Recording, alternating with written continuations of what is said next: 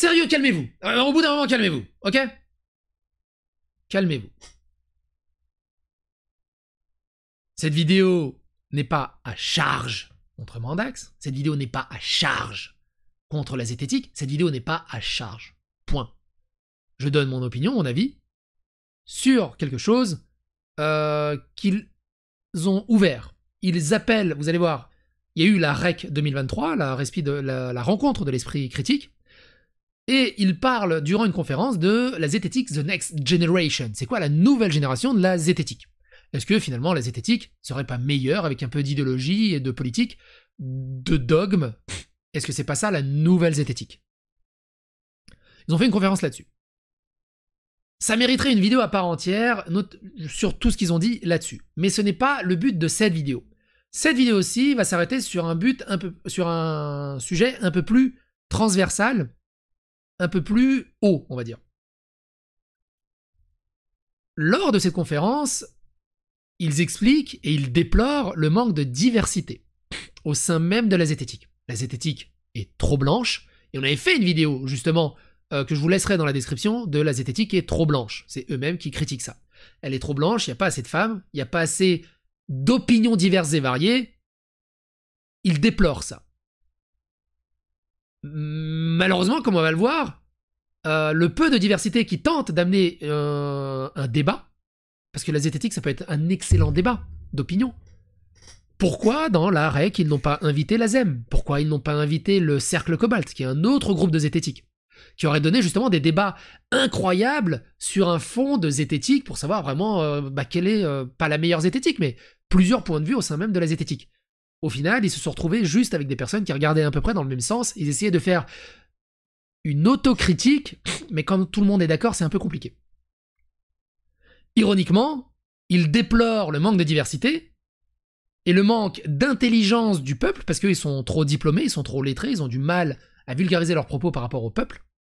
Et au travers de ce manque de diversité, ironiquement, moi ce que je trouve rigolo, c'est que ils me traitent d'idiot à pas savoir mettre un pantalon, alors que j'essaie de faire de la zététique à mon modeste niveau, une zététique serbe, que je suis issu de la minorité et de la diversité au travers de mes origines serbes, et aussi tout simplement du Cercle Cobalt où Hassan, il est aussi de la diversité et de la minorité, et il donne un autre son de cloche, et moi j'apporte un autre son de cloche dans la manière de discuter.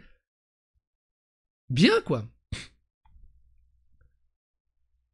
Et c'est pour ça que cette vidéo, si vous êtes zététicien un peu dans l'herbe, si vous êtes adulte et mature un peu dans l'herbe, écoutez les arguments, plutôt que de vous laisser bouffer par vos émotions ou vos dogmes. Soyez zététicien. Regardez les arguments qu'ils mettent en avant, regardez les arguments que les autres mettent en avant, et faites-vous votre propre idée. Ne régurgitez pas les éléments de langage que vous lisez quelque part en disant « Oh, il a raison, il parle comme ça ». C'est un peu nul. Bref. On va essayer de faire le tour de tout ça. Évidemment, il y a beaucoup de références à avoir pour comprendre tout ça, mais je vais vous expliquer.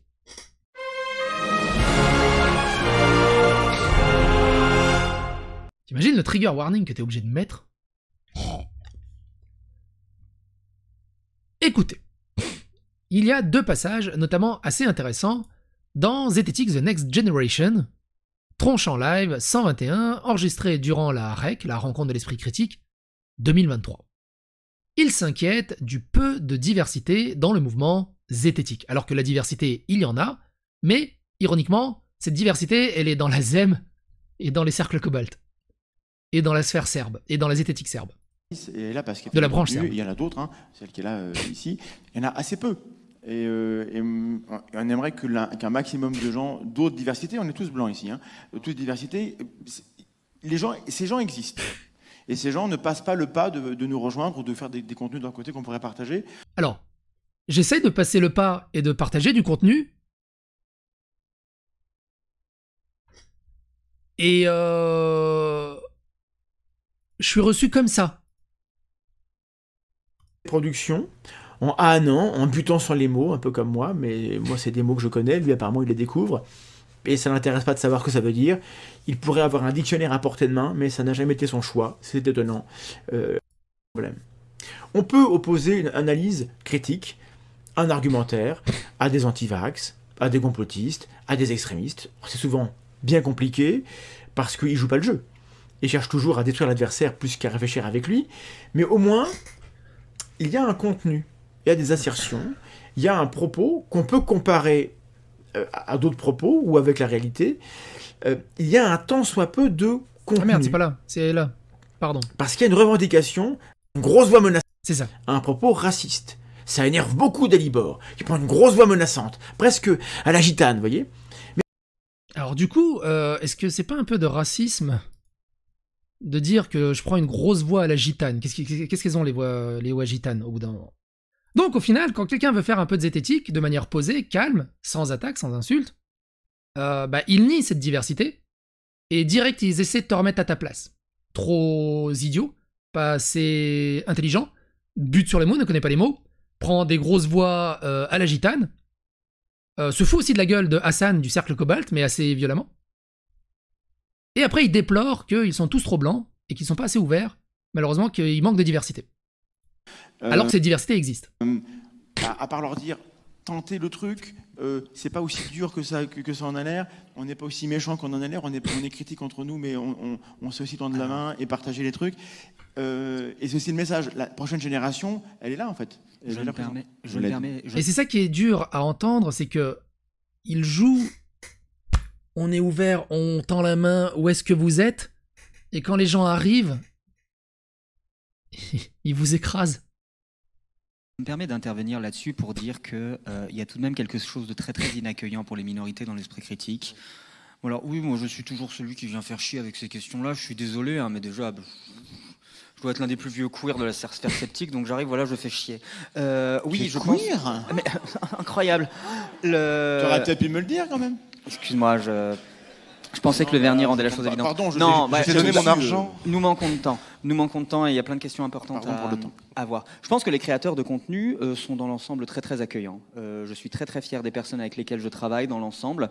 Évidemment, il y a 2 ou 3 personnes avec lesquelles j'ai pas envie de travailler, ça tombe sous le sens. Mais dans l'ensemble, je suis très content des personnes avec lesquelles je travaille. Mais par contre, je constate une incompréhension justement de beaucoup de thématiques politiques dont a très justement parlé Richard, du côté des personnes qui nous suivent. Et beaucoup de personnes qui justement s'emparent de l'esprit critique pour lui faire dire des choses qui sont aux antipodes de ce que nous pouvons penser.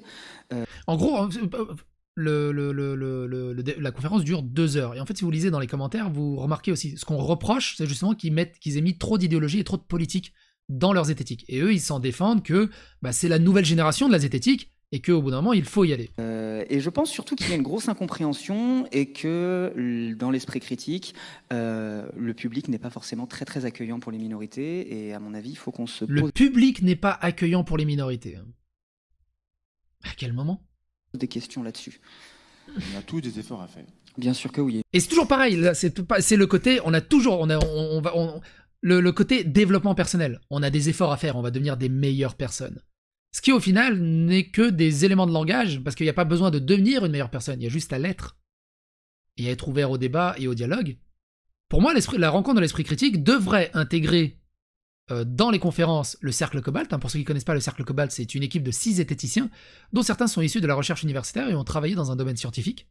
La raison d'être du Cercle Cobalt est d'appliquer la méthode zététique à une série de théories d'auteurs faisant autorité, alors qu'il s'agit de pseudosciences et de théoriciens du complot. Bref, ce que font la zététique. Ils ne sont pas d'accord dogmatiquement et politiquement et idéologiquement avec la zététique menée en figure de proue par la tronche en biais. Et là-dedans, même moi, je n'apprécie absolument pas la ZEM, parce qu'ils mettent trop d'idéologie et de politique dans leur truc. Je suis totalement pas d'accord avec leur prise de position, mais j'estime que quand tu fais une REC, une rencontre d'esprit critique, ils devraient être de facto tous invités. Et c'est le moment rêvé, dans des sujets donnés, qu'est-ce que la zététique, comment traiter tel sujet, d'avoir plusieurs zététiciens de plusieurs branches différentes, de savoir comment ils traiteraient le sujet de manière zététique. C'est ça la rencontre de l'esprit critique. Et eux, donc Mandax et Vled disent en gros, oui, il y a de la politique et de l'idéologie, mais on déplore le manque de diversité, le manque d'opinions différentes. Où est-ce qu'ils sont ces gens? Ces gens sont partout et ils hurlent d'être écoutés et que vous discutiez avec eux. Et ils font semblant de ne pas les entendre. Pire, ils les diffament et calomnient, ils les font passer pour plus bêtes qu'ils ne sont, et il les écrase en les déshumanisant. Et nous également. Hein. On l'a démontré hier pendant ce... Quand Fantine, tu voulais prendre la parole. Oui, parce que du coup, tu parlais, tu rappelais avec justesse que je n'étais pas qu'un token vagin. Et vous remarquez aussi les éléments de langage de cette nouvelle zététique 2.0 bienveillante. Avant, la zététique, c'était savoir comment débunker des crop circles, savoir comment débunker des phénomènes paranormaux, savoir comment débunker des théories du complot. Maintenant, c'est diversité, queer, LGBT, token, femme. Enfin, on sait pas trop ce que c'est une femme, mais c'est un token vagin, parce que c'est pas une femme, c'est un token vagin. Le mot n'est pas sale. Le mot n'est pas sale. Non, ce qui est intéressant là-dessus, c'est que quand j'ai voulu me lancer sur YouTube, je me suis dit, je me sentais prêt, je me voyais plus faire de la vulgarisation au début de mon... D'ailleurs, c'est comme ça que j'ai commencé en faisant de la vulgarisation. Et à 55-10, en fait, elle reprend la parole, et vous allez voir, c'est assez intéressant, justement, sur le côté trop snob de la zététique. Donc, je me tourne vers vous, parce que, bon, Richard, tu donnais cours à la fac, tu as parlé des lycées, c'était très bien. La plupart des gens ici qui viennent sont très diplômés, avec tout le bagage que ça implique, tous les privilèges dont on a parlé. Le mot privilège, il ne faut pas vous sentir visé, c'est juste que on constate ça. J'ai l'impression qu'on a échoué à parler à un public qui n'est pas là. Bah, il suffit de voir les 26 minutes où il m'insulte, qui sont un échec, de parler à un public, que maintenant il déplore qu'il n'est pas là. J'ai aucune idée de comment ça s'appelle en zététique, mais il crée un problème qui n'existe pas, et après il se pose en mode « je vais vous résoudre ce problème ». Qui se sent pas chez lui ici, qui sont pas bienvenus, qui pensent qu'on a un vocabulaire qui les rabaisse, parce que si un mot sur 3, je suis hyper coupable, c'est un mot que les gens ne connaissent pas, ils comprennent pas, du coup ils disent bah, c'est qui ces connards, il faut articuler aussi. Comment on fait pour faire mieux, pour d'être plus inclusif, mais pas uniquement pour les minorités, machin, il est important, mais juste pour la majorité des gens qui ne sont pas là parce qu'ils n'ont pas les bagages et qui ne sont pas concernés et qu'on a même l'impression qu'on est des snobs, en fait. Et on est souvent un peu snob. Comment on résout le snobisme de la zététique, messieurs et dames? Et après, c'est aussi intéressant dans un autre timecode, mais ça sert à rien de nous le faire écouter. Le lien est dans la description si vous voulez regarder plus en détail. Mais grosso merdo, Fantine expliquait que comme elle était extrêmement diplômée, Bac plus 8, je crois, je sais plus, qu'elle avait du mal parfois à se faire comprendre par les gens lambda qui n'étaient pas diplômés, et elle ne savait pas comment réapproprier, vulgariser ses propos pour se faire comprendre par ces gens-là qui pourraient les élever. Grosso merdo, je paraphrase, mais de toute façon, regardez, c'est très intéressant, les 2 heures de cette Next Generation est vraiment très intéressante de ce côté-là. Mais moi, ce qui me turlute la pine, c'est que il déplore une diversité et un débat, et dès qu'il y a une diversité ou un débat ou une opinion différente qui vient, même si elle est bien amenée, si elle est tranquille, ils se permettent les pires vulgarités, les pires violences pour décrédibiliser, déshumaniser ceux qui le manque qu'ils reprochent. C'est un truc de ouf. Quoi qu'il en soit, n'hésitez pas à donner votre avis, votre opinion dans les commentaires, n'hésitez pas à faire casser l'algorithme de YouTube et n'hésitez pas à vous abonner. Et à bientôt pour d'autres aventures. Ah bah bravo.